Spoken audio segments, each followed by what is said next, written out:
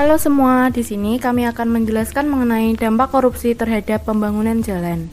Sebelumnya, perkenalkan anggota kelompok kami. Yang pertama ada Yolanda Adelia, lalu yang kedua ada Sylvia Ratna Anzani, yang ketiga ada Berta Maulidina, dan yang terakhir ada Erika Evaniasi Haloho.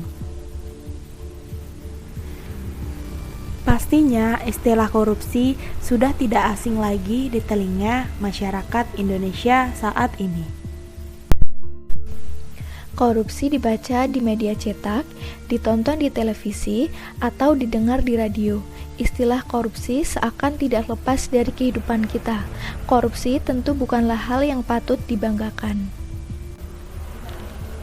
Korupsi pada hakikatnya merupakan tingkah laku atau tindakan dari seseorang yang melanggar norma-norma dengan tujuan untuk memperoleh keuntungan pribadi, dan korupsi ini merugikan negara maupun masyarakat baik secara langsung ataupun tidak langsung.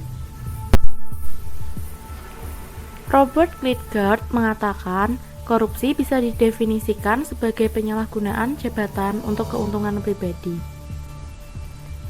Jabatan tersebut bisa merupakan jabatan publik atau posisi apapun di kekuasaan, termasuk di sektor swasta, organisasi nirlaba, bahkan dosen di kampus. Korupsi menurut Klitgaard dapat berbentuk seperti penyuapan, pemerasan, dan semua jenis penipuan. Robert Klitgaard juga menjelaskan bahwa korupsi atau corruption terjadi karena adanya faktor kekuasaan atau directionary dan monopoli atau monopoli yang tidak dibarengi dengan akuntabilitas atau accountability. Adapun dampak dari korupsi yaitu menghambat pertumbuhan ekonomi dan memengaruhi operasi bisnis, lapangan kerja, dan investasi, lalu menurunnya produktivitas dan kualitas barang dan jasa publik, serta kualitas bangunan yang buruk sehingga dapat mengancam keselamatan publik, dan yang terakhir, markup yang sangat tinggi mencapai 40% dalam sektor pembangunan dan infrastruktur. Selain itu, korupsi juga mengurangi pendapatan pajak dan efektivitas berbagai program bantuan keuangan. Tingginya tingkat korupsi pada masyarakat luas berdampak pada menurunnya kepercayaan terhadap hukum dan supremasi hukum, pendidikan, dan berakibat pada kualitas hidup seperti akses infrastruktur hingga perawatan kesehatan.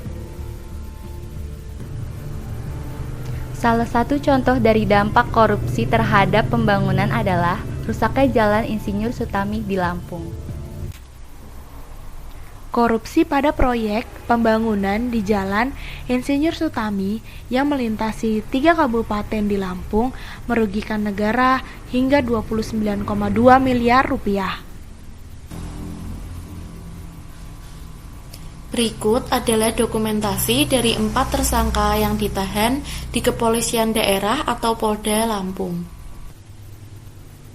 Direktur Direktorat Kriminal Khusus atau Ditkrimsus Polda Lampung, Komisaris Besar Ari Rahman Nafarin mengatakan bahwa proyek yang berjalan di tahun anggaran 2018 hingga 2019 itu bernilai sebesar 147,5 miliar rupiah.